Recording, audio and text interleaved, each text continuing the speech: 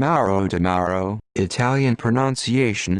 Modifier letter vertical line Mauro De, modifier letter vertical line Mauro, the 6th of September 1921, disappeared the 16th of September 1970, was an Italian investigative journalist.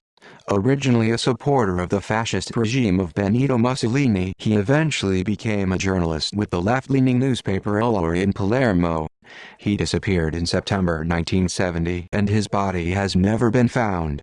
The disappearance and probable death of the inconvenient journalist, giornalista scomodo, as he became known as a result of his investigative reporting, remains one of the greatest unsolved mysteries in modern Italian history. Several explanations for his disappearance are current. One is related to the death of the president of Italy's state-owned oil and gas conglomerate Eni, Enrico Mattei. Another is that De Mauro had discovered drug trafficking between Sicily and the United States. A third explanation links his disappearance with the Golpe Borghese, a planned right-wing coup d'état. The plan failed in December 1970. Apparently De Mauro was convinced that he had got hold of a story of a lifetime. Before his disappearance he told colleagues at the newspaper L'Ora, "I have a scoop that is going to shake Italy." Fascist past De Mauro was born in 1921 in Foggia, Apulia. His father Oscar De Mauro belonged to a reputable family of doctors and pharmacists that had been living in Foggia for several generations. His mother Clementina Rispoli came from Naples and was a math teacher. His younger brother Tullio De Mauro, the 31st of March 1932, the 5th of January 2017, was a linguist and politician, who became Minister of Education in 2000-2001. De Mauro was a supporter of the fascist regime of Benito Mussolini. After the armistice with the Allied forces in September 1943, he chose to follow the hardline fascist regime of the Italian Social Republic, Repubblica Sociale Italiana, RSA, in German-held northern Italy. During the German military occupation of Rome in 1943-1944, he was vice commander of police under the commander Caruso, informant of the SS captain Erich Priebke and of the Colonel Herbert Kappler. He was also a member of the Koch Band, a special unit of the Home Security in the Italian Social Republic. Using a variety of aliases, Roberto Marini, Mauro Mari, Mariani, etc., De Mauro managed to infiltrate several resistance organizations in Rome and Milan to hunt the partisans. He and his wife Elda volunteered to join the Decima MAS, a brutal anti-partisan force under the command of Prince Junio Valerio Borghese, also known as the Black Prince.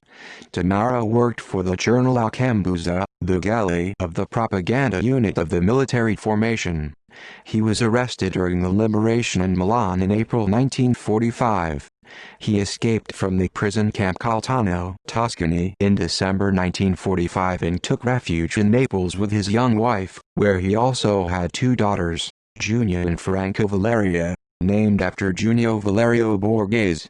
Accused of having participated in the Fosse Ardeatine massacre in March 1944, in which 335 people were executed, he was absolved by the court in 1948. Journalist in Sicily. In 1948, De Mauro moved to Palermo in Sicily under an assumed name, and worked for local newspapers such as Il Tempo di Sicilia and Il Mattino di Sicilia. In 1959 he started working for L'Ora, a communist-oriented paper. Other journalists were puzzled about De Mauro's presence at the newspaper. He had been a supporter of Mussolini until the bitter end and fought in the brutal war against the anti-fascist partisans. Rumor had it that his nose had been broken by partisans. At L'Ora, De Mauro joined a group of crack investigative reporters.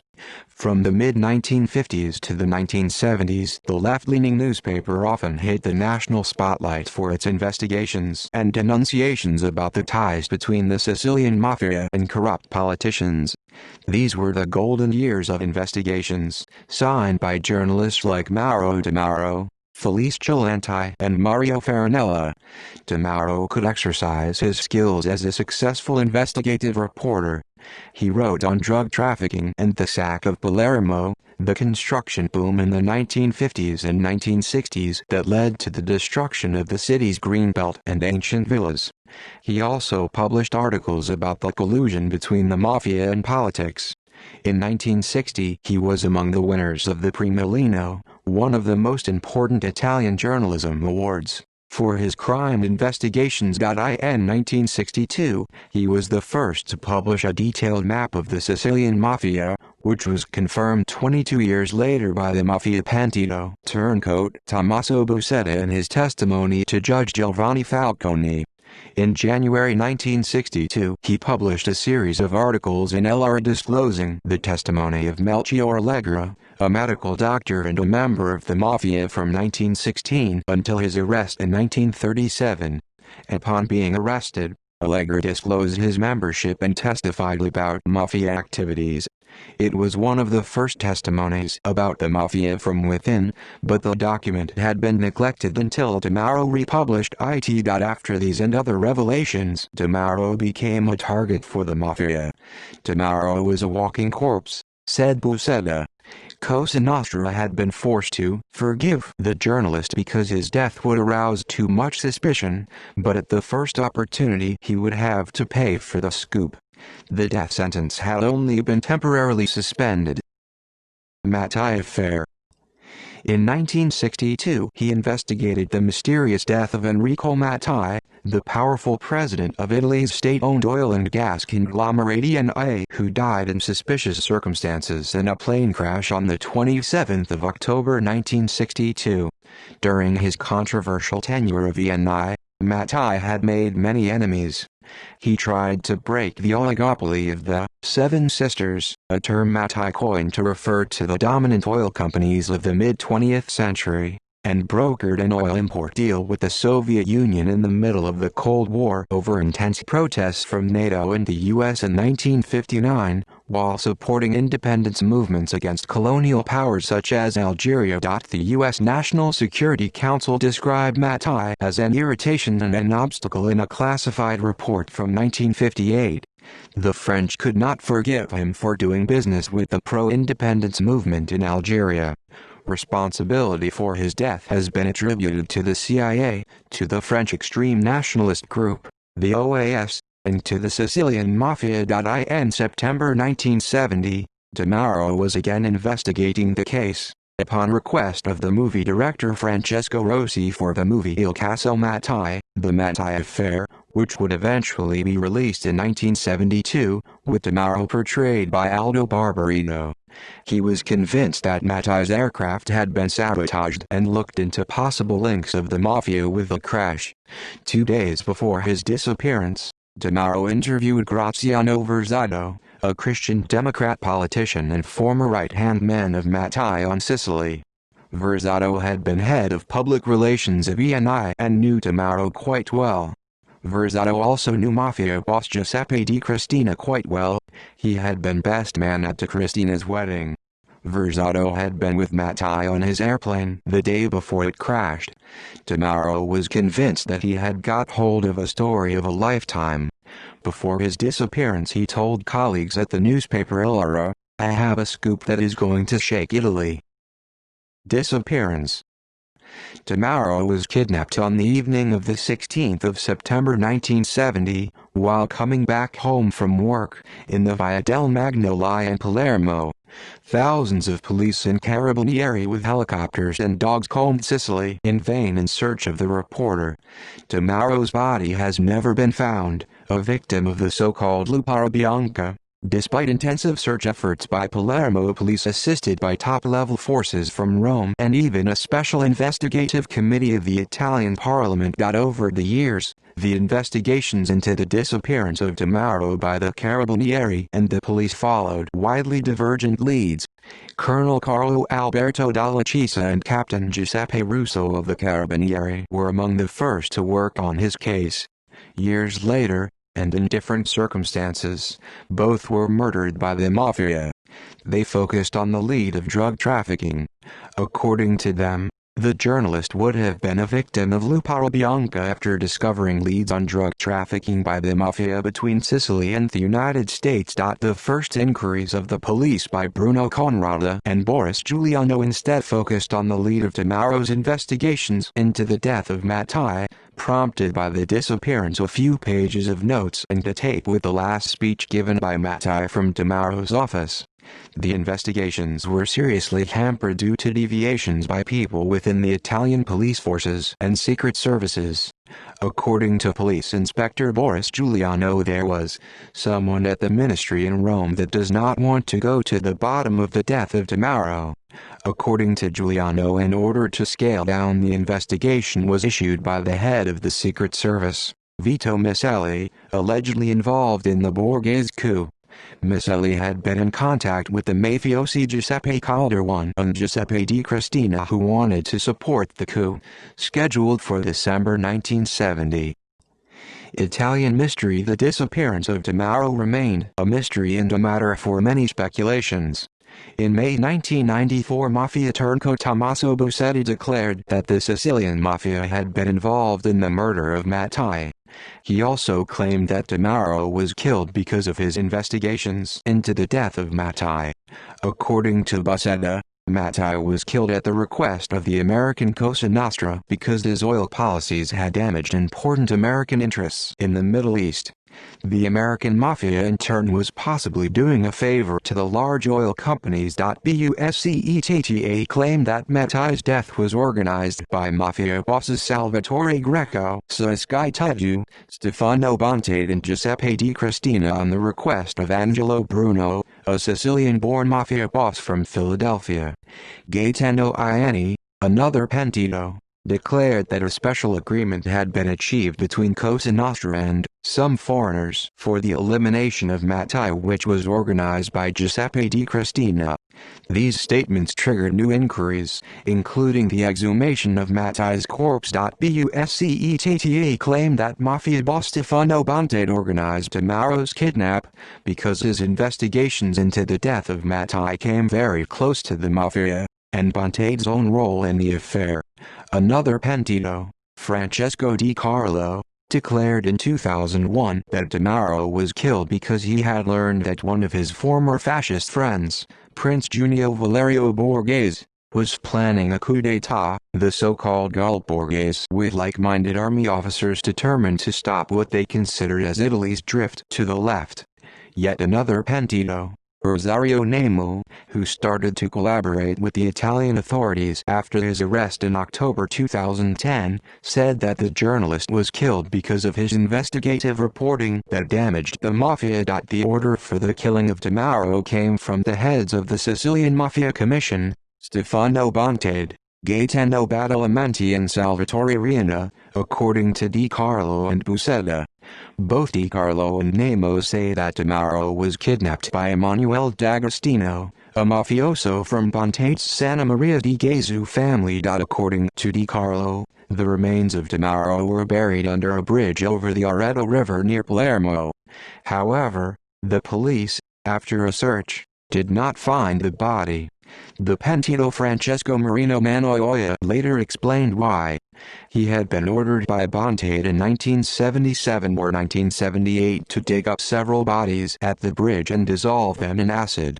According to the new testimony of the pentito Nemo, De Mauro was taken to a terrain in Pallavicino neighborhood in Palermo where the mafia boss Francesco Madogni owned a chicken farm. He was killed there and dumped in a pit. 2006 murder trial. In 2001, as a result of the declarations of Di Carlo, the judicial inquiry was reopened. In April 2006, more than 35 years after De Mauro's disappearance, the trial on his murder started at the court of Palermo with the former mafia boss of bosses Riina as the only remaining defendant. D'Agostino and Bontate were killed by Riina's Corleonesi in the Second Mafia War. Badalamenti died in a U.S. prison in April 2004. In 2011, the new mafia turncoat Nemo testified at the trial, saying that the journalist was killed by the mafia on the orders of Riina. The inconvenient journalist, Journalist Sakamoto, as De Mauro had become known, was kidnapped and killed because the mafia and their backers wanted to know his sources of confidential and potentially devastating information, public prosecutor Antonio Ingroia told the court in his closing speech in March 2011. The death sentence on De Mauro was passed because of a convergence of two elements, Ingroia said. Rihanna, Bontate and Badalamenti decided to eliminate De Mauro because he was about to go public about Mattei's 1962 murder as a result of research for Francesco Rossi's landmark movie, as well as the fact the journalist had uncovered the plans for staging the mafia-backed far-right Borghese coup d'etat, thanks to his former wartime fascist connections. De Mauro was very busy piecing together the elements of the plot, and his death stopped it being uncovered, according to Ingroia.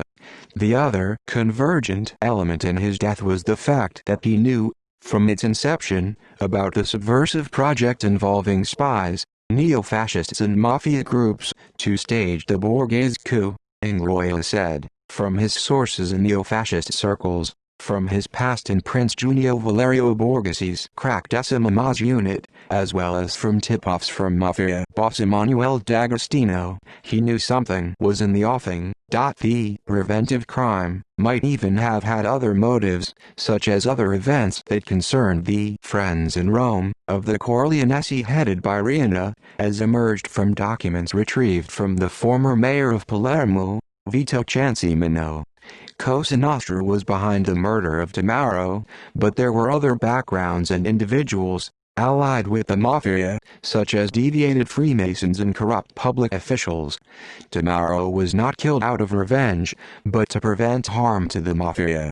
The mafia did not just execute instructions of others, but also because his investigations affected Cosa Nostra itself and other powers associated with it, according to Ingroia.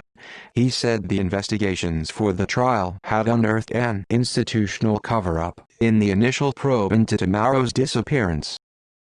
Mystery continues. On the 10th of June 2011, Rihanna was acquitted of charges for ordering the kidnap and killing of De Mauro by the court in Palermo because of insufficient evidence. It's certainly a surprise, but we'll see the reasons for this ruling, said Franca De Mauro, daughter of the journalist. I am very upset because after 40 years we still have no answer about what happened that day.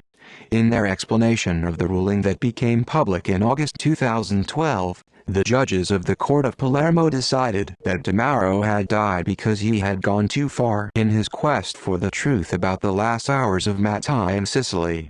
They pointed to Graziano Versato as a possible man behind the killing of De Mauro and Mattei, but without a clear conviction.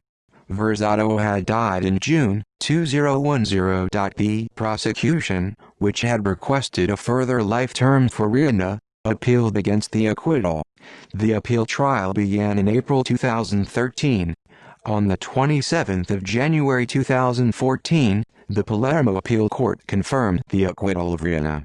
The court was convinced of the involvement of Cosa Nostra in De Mauro's murder, but attributed the murder to the group that was headed by Stefano Bontate and identified the likely motive in the discovery by the journalist of important facts about the death of ENI President Enrico Mattei. There was insufficient evidence for the involvement of Rihanna, due to contradictory evidence, lack of clarity of the evidence gathered and conflicting statements by government witnesses, in particular those of Di Carlo. In June 2015, Rihanna was absolved by the Court of Last Instance, the Supreme Court of Cassation.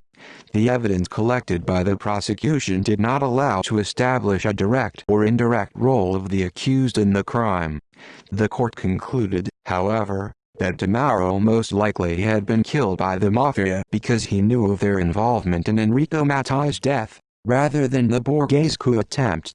De Mauro's disappearance and likely death remains one of the unsolved mysteries in Italian history. The Sicilian writer Leonardo Sciascia once summarized the puzzle of De Mauro's death. He said the right thing to the wrong man and the wrong thing to the right man. See also Enrico Mattei Borghese List of journalists killed in Europe, List of people who disappeared, List of unsolved murders, List of victims of the Sicilian mafia. References Arlecci, Pino, 1996. Addio Cosa Nostra.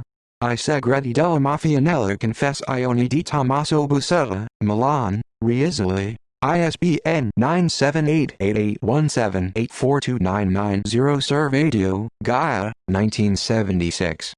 Mafioso. A History of the Mafia from its Origins to the Present Day, London, Sacker and Warburg ISBN 0-436-44700-2 Woodhull, Nancy J. and Robert W. Snyder, eds. 1998, Journalists in Peril, New Brunswick, N.J. Transaction Publishers, ISBN 0-7658-0441-7. External links, in Italian. Caso de Mauro, un mistero lungo 36 anni at the Wayback Machine, archived 8 February 2012, Ordine dei giornalisti di Sicilia, 15 February 2006, in Italian. Mauro De Mauro, Ordine dei giornalisti della Lombardia.